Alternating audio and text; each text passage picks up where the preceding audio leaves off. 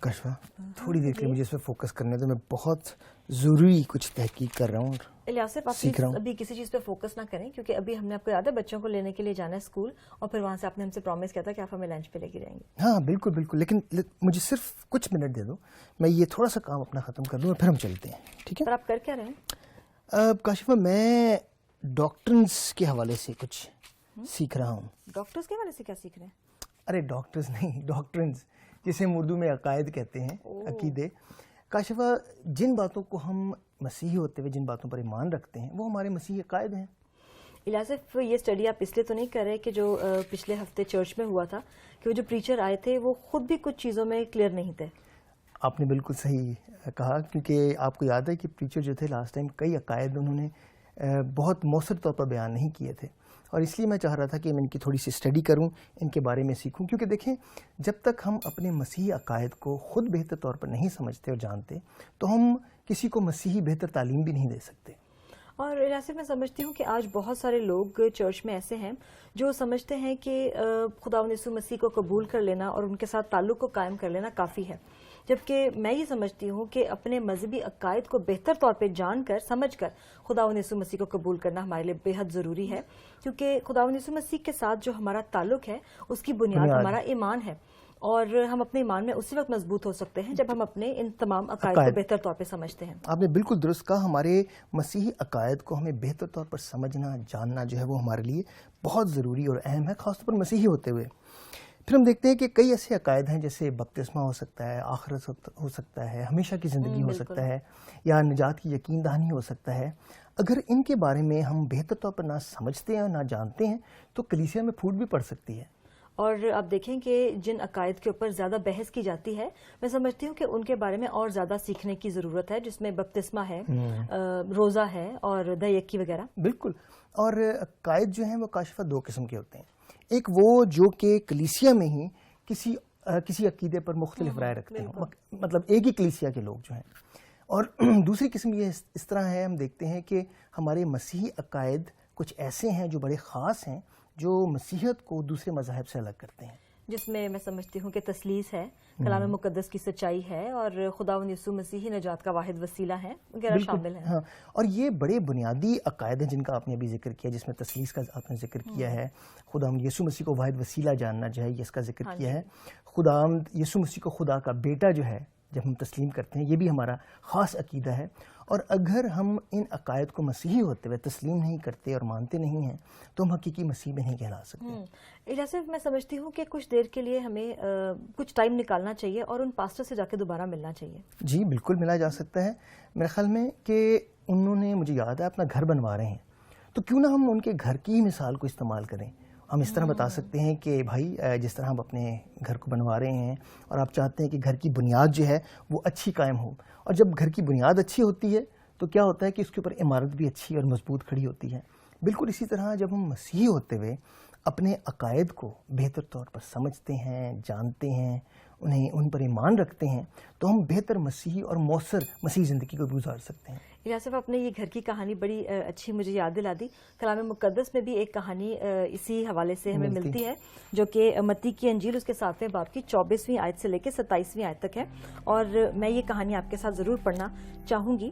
آپ کو یاد ہوگا جس میں ایک عقلمند انسان نے اپنا گھر جو تھا وہ چٹان پر بنایا تھا. یہ آپ نے 7واں باب کہا؟ جی ہاں, 7ویں باب کی 24ویں آیت سے لے کے 27ویں آیت تک. ٹھیک ہے. بس جو کوئی میری یہ باتیں سنتا اور ان پر عمل کرتا ہے وہ اس عقلمند آدمی کی مانند ٹھہرے گا جس نے اپنا گھر چٹان پر بنایا, اور میںہ برسا اور پانی چڑھا اور آندھیاں چلی اور اس گھر پر ٹکریں لگی, لیکن وہ نہ گرا کیونکہ اس کی بنیاد چٹان پر ڈالی گئی تھی. اور جو میری باتیں سنتا اور ان پر عمل نہیں کرتا وہ اس بے وقوف آدمی کی مانند ٹھہرے گا جس نے اپنا گھر ریت پر بنایا, اور میںہ برسا اور پانی چڑھا اور آندھیاں چلیں اور اس گھر کو صدمہ پہنچا اور وہ گر گیا اور بالکل برباد ہو گیا. بڑے واضح طور پر خدا ان کا کلام ہمیں یہاں بیان کرتا ہے کہ جب تک ہماری عمارت جو ہے اس کی بنیاد مضبوط نہیں ہوگی تب تک بہتر عمارت بھی نہیں کھڑی ہو سکتی. کاشفہ دیکھیں، ہمارے عقائد کی جو بنیاد ہے وہ خدا اور اس کا کلام ہے، اور یہ ہم ان عقائد میں اس وقت تک مضبوط نہیں ہو سکتے یا ایمان میں اس وقت تک نہیں بڑھ سکتے جب تک کہ ہم خداوند کے ساتھ وقت نہ گزاریں، خداوند کے کلام کو بہتر طور پر اس کا مطالعہ نہ کریں، اسے لگاتار پڑھیں نہ. اور جیسے جیسے ہم خداوند کے کلام کی گہرائی کو پڑھنا شروع کرتے ہیں، خداوند کے کلام کو سیکھنا شروع کرتے ہیں، خداوند کی ذات کو جاننا شروع کرتے ہیں، تو ہمارا ایمان جو ہے وہ مضبوط ہوتا چلا جاتا ہے. اور الیاسف، یہاں پر ایک اور بات بھی میں بتاتی چلوں کہ ہمیں اپنی ثقافت کو جو ہے یا جو ہمارا جو کلچر ہے اسے کبھی بھی اپنے ہمیں جو مذہبی عقائد ہیں ان کے اوپر حاوی نہیں ہونے دینا چاہیے. اس کی مثال میں اس طرح سے دوں گی کہ ہمارے بہت سارے مسیحی بہن بھائی ایسے ہیں جو غیر مسیحیوں کے ساتھ قربانی کے گوشت کھانے میں شریک ہو جاتے ہیں، اور وہ یہ سوچتے ہیں کہ کلچرلی اس سے کوئی فرق نہیں پڑتا. لیکن اگر ہم کلام مقدس کا مطالعہ کریں تو ہمیں واضح طور پر وہاں پر پتہ چلتا ہے کہ کلام میں اس بات کے لیے منع کیا گیا. آپ نے بڑی اچھی بات کی، کیونکہ دیکھیں ہم کئی دفعہ خداوند کے کلام کو اپنے کلچر کے ساتھ مکس کرنے کی ضرورت نہیں ہے. اور اس کی مثال میں اس طرح دینا چاہوں گا کہ کئی نوجوان آج کل پی کیپ پہن کے چرچ میں بیٹھ جاتے ہیں، جبکہ خداوند کا کلام ہمیں واضح طور پر بیان کرتا ہے کہ مردوں کو اپنے سر کو نہیں ڈھانکنا، اور یہ پی کیپ پہن کر بیٹھے ہوتے ہیں. یاد رکھیں کہ وہ یہ سمجھتے ہیں کہ ہمارا کلچر جو ہے وہ اس چیز کی اجازت دے دیتا ہے، لیکن یاد رکھیں کہ خداوند کا کلام ہمیں کیا سکھاتا ہے، خداوند کا کلام ہمیں کیا بیان کرتا ہے، یہ جاننا بہت ضروری ہے. اور یہ سب جاننے کے لیے الیاسف میں سمجھتی ہوں کہ کلام مقدس کو پڑھنا اور سیکھنا بے حد ضروری ہے. اور چاہے کچھ عقائد ایسے ہیں جو کہ کئی دفعہ تھوڑے کنفیوزنگ لگتے ہیں، لیکن اس کا ہرگز یہ مطلب نہیں کہ ہم انہیں سیکھنا چھوڑ دیں. بے شک، بالکل. اگر کوئی کنفیوزنگ لگتے ہیں یا آپ سوچتے ہیں کہ کچھ عقائد جو ہیں وہ آپ کو بہتر طور پر نہیں سمجھ آ رہے، تو آپ خداوند کے کلام سے رہنمائی لیں، اور پھر ہم دیکھتے ہیں کہ خدا کا روح خدا نے ہمیں بخش دیا ہے، روح القدس کی قوت خدا نے ہمیں بخش دی ہے کہ ہم خدا کی روح کی قوت میں رہ کر ان عقائد کو بہتر طور پر سمجھ سکتے ہیں. میں اس کے لیے ایک حوالہ آپ کو دینا چاہوں گا. یوحنا کی انجیل اس کا 14واں باب اور اس کی 26ویں آیت میں آپ کے سامنے یہاں پڑھتا ہوں. یوحنا کی انجیل اس کا 14واں باب اور اس کی 26ویں آیت میں یوں لکھا ہے، لیکن مددگار یعنی روح القدس جسے باپ میرے نام سے بھیجے گا وہی تمہیں سب باتیں سکھائے گا، اور جو کچھ میں نے تم سے کہا ہے وہ سب تمہیں یاد دلائے گا. تو خدا کا پاک روح جو ہے وہ یہ ساری باتیں ہمیں یاد دلائے گا، یہ ساری باتیں ہمیں سکھانے میں مدد کرے گا. تو الیاسف کیوں نہ جو باتیں آج ہم نے کی ہیں اس کا ارادہ کر لیں اور پھر کھانے پر چلتے ہیں. بالکل. ہر شخص کوئی نہ کوئی ایمان رکھتا ہے. مسیحی ہوتے ہوئے ہمیں یہ حکم ہے کہ ہم بائبل مقدس کے کہنے کے مطابق ایمان رکھیں. عقائد کا مطالعہ کرنا خشک مذہب کے مطالعے کی طرح نہیں ہے، یہ تو خدا کو حقیقتاً جاننا ہے جس کے ساتھ ہمارا تعلق ہے. اہم عقائد کو لازماً ماننا چاہیے تاکہ سچی مسیح کلیسیا بنے.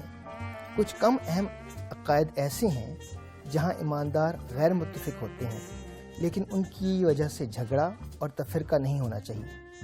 مسیحیوں کو عقیدوں کے متعلق بحث میں لازماً فروتن اور کشادہ دل ہونا چاہیے. اگر ہم خود خداوند کو نہیں جانتے تو یہ ناممکن ہے کہ ہم قوموں کو خداوند سے متعارف کرا سکیں. عقائد کے مطالعے سے ہم خداوند یسوع مسیح کو حقیقتاً جان سکتے ہیں اور بطور کلیسیا کام کر سکتے ہیں. یہ حقیقت ہے کہ عقائد کا مطالعہ پیچیدہ اور متضاد ہو سکتا ہے، لیکن اس کا مطلب یہ نہیں کہ اس کا مطالعہ نہ کریں. ہمیں اپنے حقیقی ایمان کے اعتراف پر قائم رہنا چاہیے تاکہ ہم اپنی ثقافت کا منفی اثر قبول نہ کریں. ارے الیاسف، اب سارا کچھ چھوڑیں، بچوں کی چھٹی کا ٹائم ہو گیا ہے، ہمیں لینا ہے.